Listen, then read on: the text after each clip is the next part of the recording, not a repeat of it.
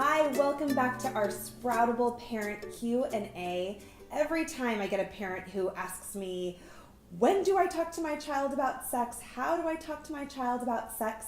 I always send them over to Amy Lang and her fantastic company called Birds and Bees and Kids. This million-dollar question comes from a parent who wants to know what to do when your child masturbates in public.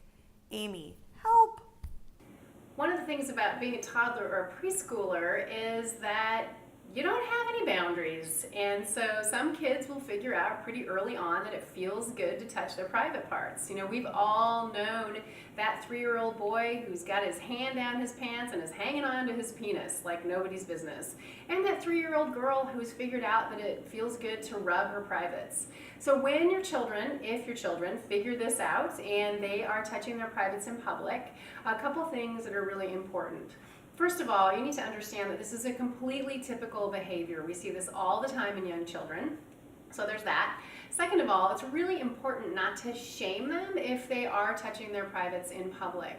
So what you can do is you can say to your child, hey, I see you're touching your penis, and it's fine to do that, but that's something that people do in private when they're alone. So the rule is, if you're going to do that, you need to do it in your bedroom with the door closed by yourself. And that it's also important to wash your hands afterwards. Sometimes people use the word masturbation with regard to young children touching their privates. I don't actually use that word because I feel like it's really kind of grown-up-y. When little kids are touching their privates, they're just doing it because it feels good. So I prefer self-pleasure or self-stimulation. You know, with that little guy hanging onto his penis, he's not thinking about Beyonce.